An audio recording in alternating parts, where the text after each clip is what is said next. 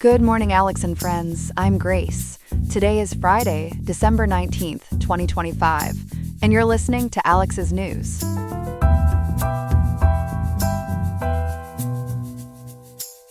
The high in Riverside today is 79.2 degrees, with a low of 57.5, so expect a pleasant day with mild evenings ahead.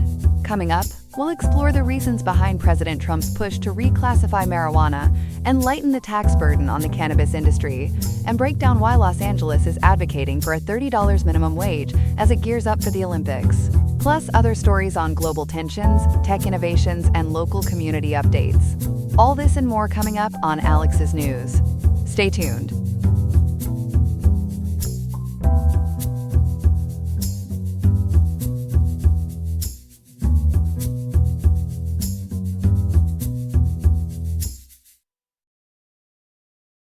Good morning. Overnight, President Trump signed an executive order pushing the DEA to reclassify marijuana to Schedule 3. Ethan's here to break down what that actually means. Ethan, walk us through the headline.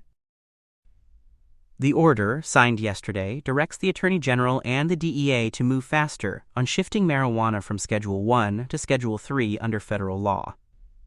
It doesn't legalize weed, and it doesn't decriminalize possession nationwide, but it nudges a big federal change that's been grinding through the bureaucracy since the Biden-era review. The Associated Press, cited by the Colorado Sun and PBS NewsHour, both emphasize this is an acceleration of an existing process, not a shortcut around it. The DEA still has to complete its rulemaking before anything changes on the ground.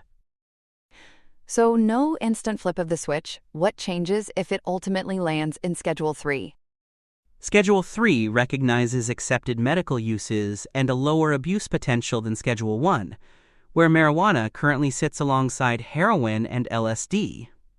According to ABC News and PBS NewsHour, the big movement here is acknowledging therapeutic value, especially for chronic pain, nausea, and anorexia, which HHS flagged in its scientific review. Practically, penalties under the Controlled Substances Act would be less severe than Schedule 1. But federal control still applies, and recreational use doesn't suddenly become legal nationwide.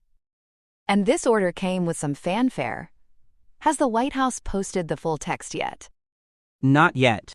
As of this morning, December 19th, 2025, the EO number and title aren't up on the White House site or in the Federal Register, though the administration confirmed the signing during a televised address. That delay isn't unusual for late-night orders, but it does mean lawyers and advocates are waiting to parse the exact language. Still, the broad directive is clear: push the DEA to finish what's already in the pipeline. Remind us, what's in the pipeline here? The DEA's active rulemaking, listed as Docket ID DEA 407, is the vehicle moving this forward.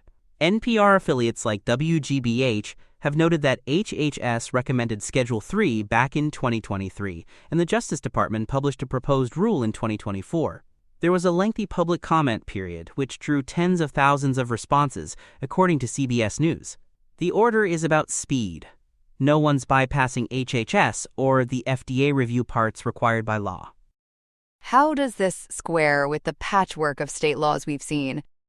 It tightens the gap a bit, without erasing it. Medical marijuana is legal in 40 states plus D.C., and more than 20 allow recreational use, as the AP reporting highlighted in the Colorado Sun. The Washington Post and Time have both framed this as federal policy catching up to cultural reality. But state legal shops and patients still operate under a federal umbrella, so complete clarity will only come from congressional changes, not just rescheduling. You mentioned penalties and enforcement. Would Schedule 3 really change how people are policed? It softens the federal penalty structure, but it doesn't tell police to stand down. ABC News and CBS News have been clear under the CSA. Non-medical possession and distribution can still be prosecuted unless Congress changes those laws. That said, DOJ priorities often shift after rescheduling, and federal prosecutors tend to focus on larger trafficking cases. What won't change immediately are federal drug testing rules for workers, or the ban on moving state legal products across state lines. Let's talk money. I keep hearing about a tax provision called 280E. What's the impact there? That's the linchpin for the industry. Under Section 280E of the tax code, businesses dealing in Schedule 1 or 2 substances can't deduct ordinary expenses. Think payroll, rent, even insurance, so they often pay taxes on gross profits. Forbes and the Tax Foundation, quoted in CBS News, estimate that moving to Schedule 3 would lift that burden, potentially saving cannabis companies up to $2 billion a year nationwide. Cash flow, margins, survival odds, those numbers change dramatically once normal deductions return. Does that relief kick in right away?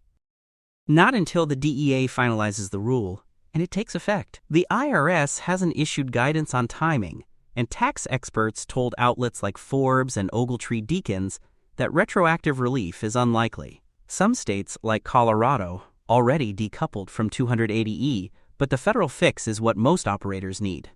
So, the industry's watching the Federal Register as much as the DEA docket. What about banking? Could rescheduling unlock credit cards and loans at last?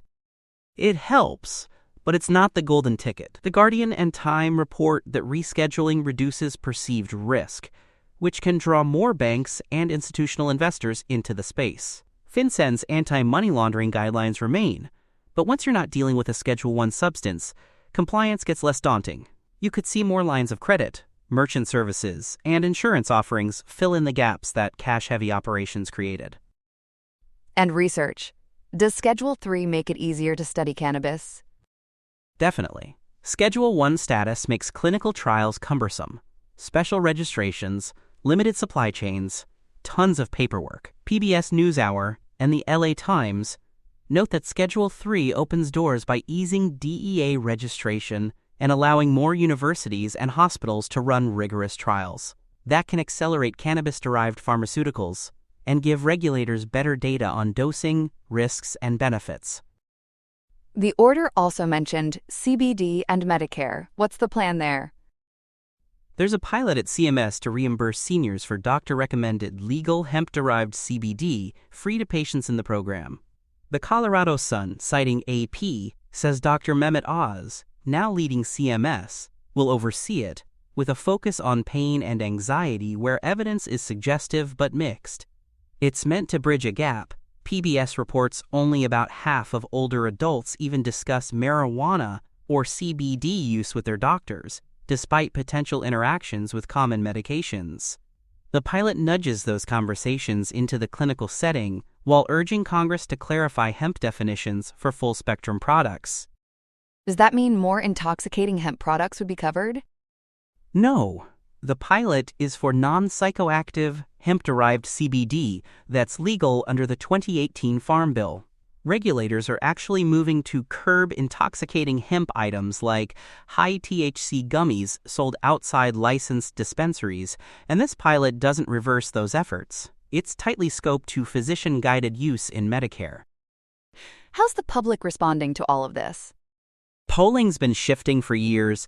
Gallup surveys, cited by PBS NewsHour and ABC News, show support for legalization rising from about a third in 2005 to roughly two-thirds in 2024 and 2025.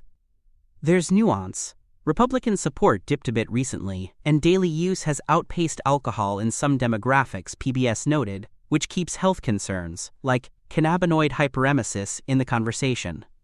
But broadly, the cultural tide favors some form of reform. Politically, though, Trump's also been tough on fentanyl. How does that fit? It's a contrast he's comfortable with. The Colorado Sun and Fox News point out he's framed fentanyl as a weapon of mass destruction, even backing military action against smuggling vessels. Meanwhile, he treats marijuana as a state issue and backs medical research while opposing arrests for small personal amounts. Former DEA Deputy Jack Riley called that a contradiction, but it's also the compartmentalized approach we've seen from past administrations. What are Republicans in Congress saying? Many are pushing back hard. ABC News and The Guardian reported that more than 20 GOP senators, led by North Carolina's Ted Budd, urged the White House to keep marijuana in Schedule 1, citing risks to mental health, road safety, and even geopolitical concerns about China's role in the cannabis supply chain. They argue rescheduling undercuts workplace safety and the broader MAGA agenda. That letter underscores a party split between states, rights advocates, and law and order purists. Any resistance inside the administration? Yes, especially earlier in the term, CBS News and the Colorado Sun noted reluctance at the Justice Department under Attorney General Pam Bondi, and the DEA has historically been skeptical. But HHS's 2023 recommendation and the DOJ's 2024 proposed rule created a pathway that's hard to ignore once the scientific and legal findings are on the record. The executive order effectively tells those agencies to finish what they started. Process-wise, what's the next milepost? The administrative hearing that was postponed from January 2025 is expected to be rescheduled soon. After that, the DEA can finalize its rule, respond to comments, and publish the final action, at which point court challenges are likely, as the Washington Post and NPR have both warned in similar rulemakings. There's no firm effective date today, December 19, 2025, but the president's nudge suggests months, not years. Still, this is federal rulemaking. It moves only as fast as the statute allows. For patients living with pain, what might change first? Better access to research-backed treatments is the near-term promise. PBS NewsHour points out that chronic pain affects nearly 1 in 4 adults, and HHS cited evidence for cannabis in pain, nausea, vomiting, and anorexia. As trials expand and CMS's CBD pilot ramps up, you'll likely see more doctors engage, more dosing guidance, and fewer patients self-medicating in the dark. It won't replace state medical programs, but it could finally connect patients to mainstream care. And for businesses trying to keep the lights on? The day 280E falls away, profit and loss statements look completely different. Forbes describes operators paying taxes on gross revenue as a slow bleed model that rescheduling would fix.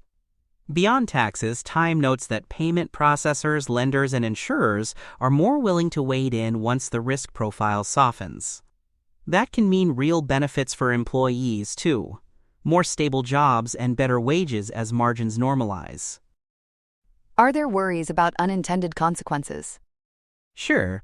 Police One and the National Safety Council's news arm have raised concerns about impaired driving and workplace safety as access expands, and regulators will likely ratchet up testing protocols in safety-sensitive jobs.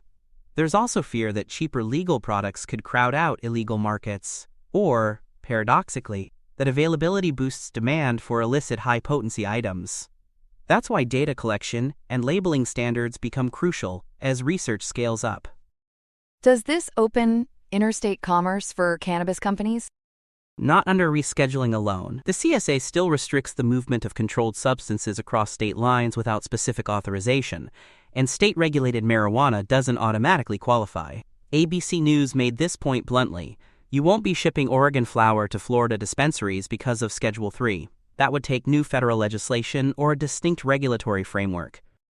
You mentioned the cultural shift. How big is this moment historically? It's not the end of prohibition, but it's the biggest federal shift on marijuana in half a century.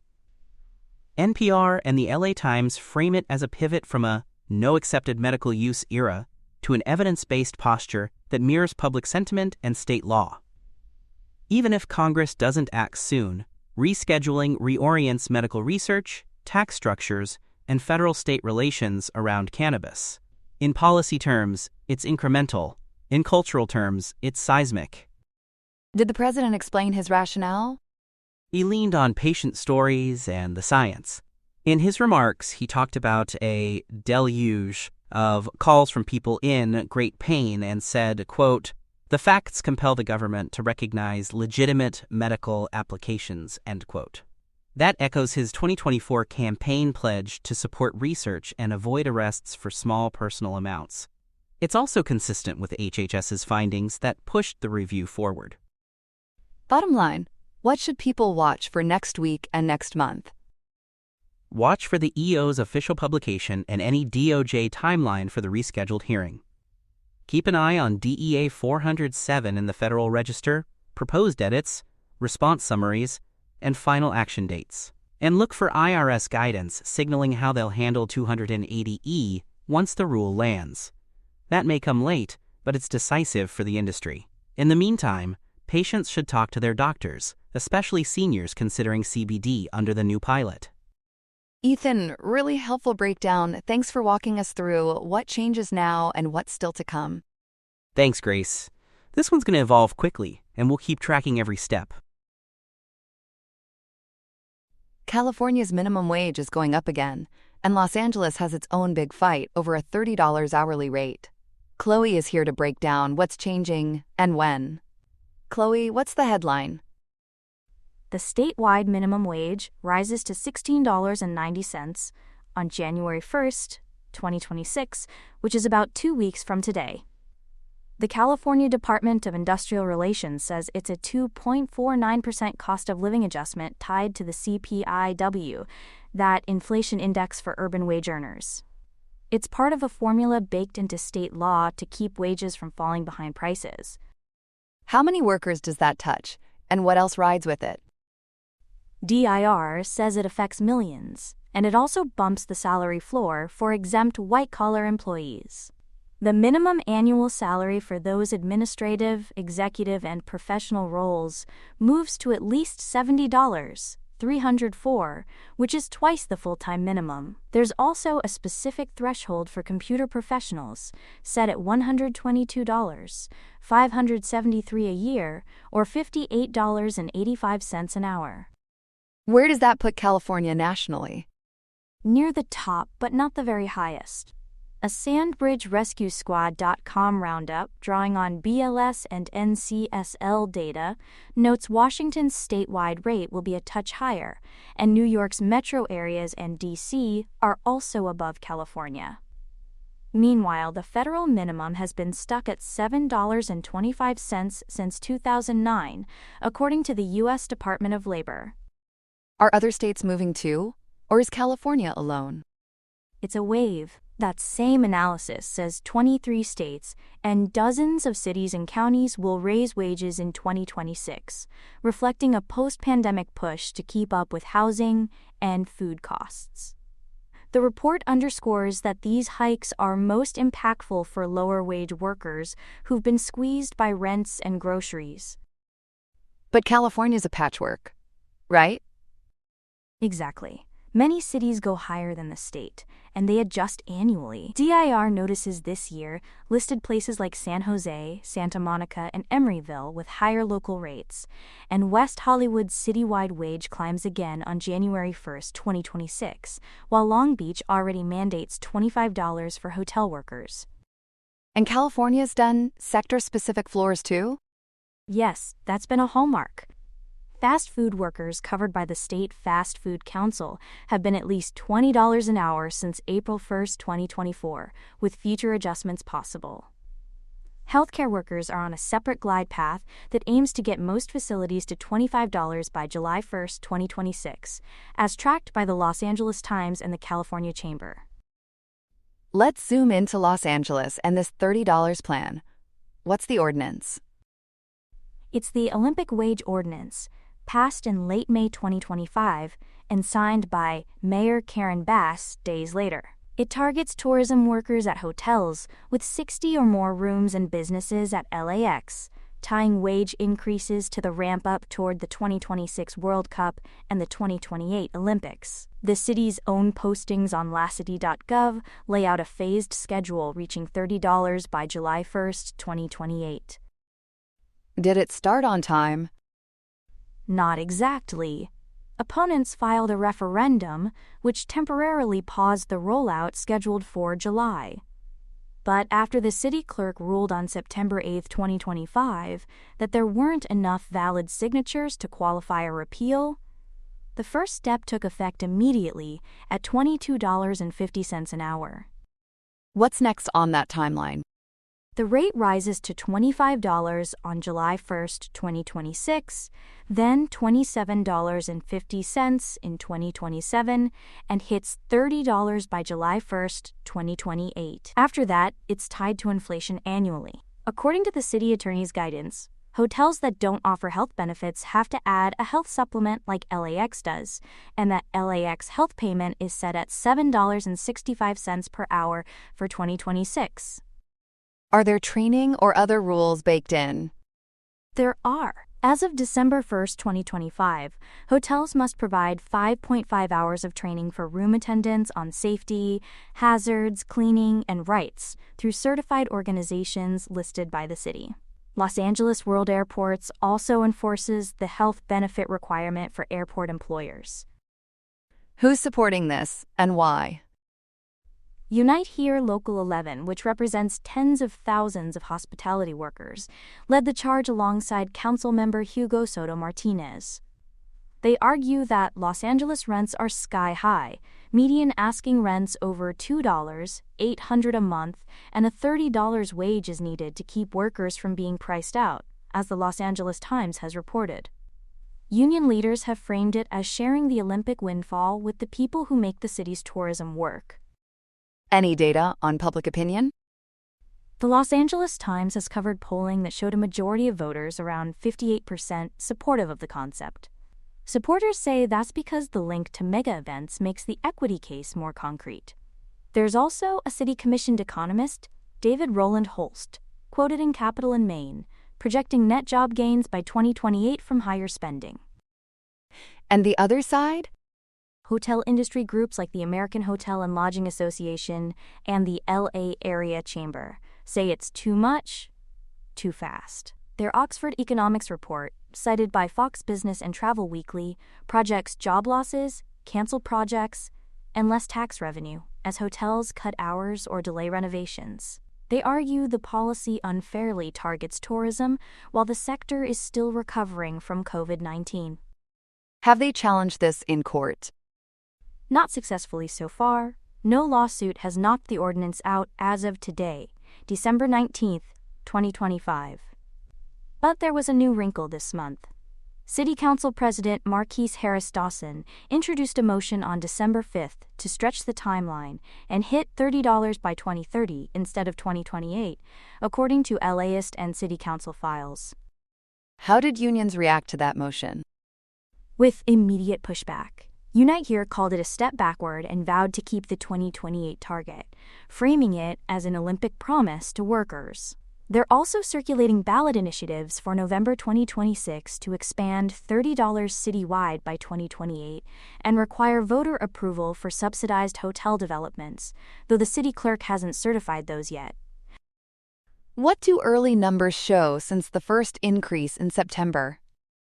Preliminary EDD figures updated last week show Los Angeles County leisure and hospitality jobs dipping by 3,700 from August to September. The agency notes that late summer to early fall often sees seasonal declines, so it's hard to pin that on the wage ordinance. Year over year, that same sector is still up by about 100 jobs. How about the bigger economic literature on wage hikes? Recent studies lean toward minimal job loss at the kinds of levels California is setting. A 2024 Economic Policy Institute review found essentially zero median employment effects from post-2019 increases, and a 2023 Equitable Growth paper found no job losses while wages rose for fast food workers and teens. UC Berkeley's IRLE looked specifically at California's $20 fast food minimum and saw 10 to 11% wage gains, no job losses, and modest price pass-through. But there are studies that warn of risks, right? Yes, there's a long-running debate. Research summarized by the Journal of Labor Economics and IZA includes findings of reduced hiring or negative elasticities in some low-skill sectors, and the Congressional Budget Office's 2019 estimate for a federal $15 projected potential job losses alongside big income gains. That's why the Los Angeles debate is so charged, especially with the Olympics timeline looming. How are hotels adjusting in the meantime? Some are raising rates, some are trimming services, and some have put renovations on hold. Hotel Dive has reported that a few properties threaten to pull out of discounted room commitments for tournament events. But others are banking on higher occupancy from the World Cup in 2026 and the Olympics in 2028 to offset higher labor costs. What happens to wages in Los Angeles if the council delays the $30 target? The current law is still in force, so next summer's step to $25 would go ahead unless the council passes and the mayor signs a change. Any adjustment to the timeline would likely face both political backlash and potential ballot fights. LAist says unions are preparing to take the issue to voters if City Hall walks it back. And how does this intersect with California's statewide bump? For most workers, the higher of the two applies, so local and sectoral floors often trump the state. That's why a hotel housekeeper at a covered property in LA already earns more than the state minimum and will see bigger jumps ahead of the $16.90 statewide rate. DIR reminds employers to apply the highest applicable minimum based on where the work is performed. Do we see price spikes tied to these wage changes?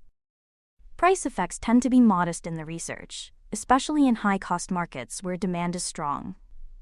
Berkeley's fast food study estimated about a 2% pass-through to menu prices, which absorbed roughly 2/3 of cost increases.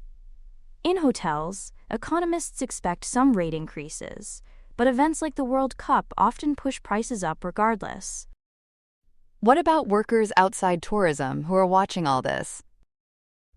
That's part of why unions are pushing a citywide measure for $30 by 2028. The argument is that if room attendants and airport workers need $30 to stay housed, then grocery clerks and retail workers do too. The Los Angeles Times notes that more than 50 California cities already go above the state minimum, so momentum could spread. Give us the near-term dates people should circle. January 1st, 2026, the statewide minimum hits $16.90, and exempt salary floors reset. July 1st, 2026, the LA tourism wage steps up to $25 for covered workers, with that health supplement rule if benefits aren't provided. Also watch the council's debate on delaying the $30 timeline, which could heat up early in the new year. Any last context on why this matters beyond LA? California often sets norms that ripple nationally, especially in labor policy. With 23 states increasing wages next year, according to that Sandbridge compilation built on BLS and NCSL data, policymakers will watch Los Angeles closely to gauge impacts in a high-cost, high-tourism market. And with mega events on the calendar, the city is a test case for whether worker-centered policies can coexist with global-scale hospitality. So bottom line, California nudges up again statewide in 2 weeks, and Los Angeles is pushing a far steeper climb for tourism workers, with politics still swirling. Chloe, thanks for walking us through it. Anytime. This one's moving fast, and the stakes are high for both workers and businesses. We'll keep tracking the numbers and the politics as 2026 unfolds. Here are some other headlines. Brussels breaks the ice with an interest-free lifeline.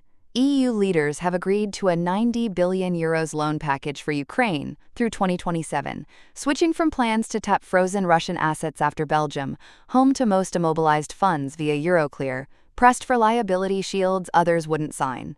Instead, the EU will borrow on capital markets backed by its common budget. Kyiv would repay the principal only after Russian reparations arrive, if they do. The deal includes opt-outs for Hungary, Slovakia, and the Czech Republic. No pay, no say, sidestepping vetoes while leaving the asset seizure saga on ice. Funding flows ramp in 2026-2027. In Washington's tug-of-war over the voter rolls, the Justice Department has sued Georgia, Illinois, Wisconsin, and the District of Columbia for refusing to hand over unredacted registration data, names, birth dates, driver's licenses, and partial Social Security numbers to check compliance with federal election laws. State officials are crying foul on privacy grounds. Wisconsin's Attorney General says the DOJ is chasing conspiracy theories, while Georgia's Secretary of State says he won't cross state law to satisfy federal demands. With these cases, the tally rises to 22 lawsuits, an electoral audit of power, privacy, and who gets to draw the lines. Healthcare's culture war hits the federal ledger. The administration moved to effectively ban gender-affirming care for minors nationwide by tying hospital participation in Medicare and Medicaid to halting puberty blockers, hormones, and surgeries for those under 18. The proposal would also block Medicaid and CHIP coverage and arrives alongside FDA warning letters to companies marketing chest binders to youth. With nearly every hospital hooked on federal reimbursement, critics warn of a de facto national freeze, even in states where care remains legal. A 60-day comment period sets the clock. Legal challenges are already warming up in the wings. ByteDance takes a data detour. TikTok has inked a binding pact to create a U.S. joint venture with Oracle, Silver Lake, and UAE-based MGX, each taking 15%, and together leading a group set to control roughly half the company. ByteDance would keep a 19.9% minority stake, with existing investors holding the rest. Oracle will hold the keys to U.S. data and algorithm retraining. A majority American board, 7 members strong, will steer the ship. The deal aims to meet qualified divestiture rules and avert a nationwide ban, with closing targeted by January 22, 2026. Swipe right on regulatory certainty.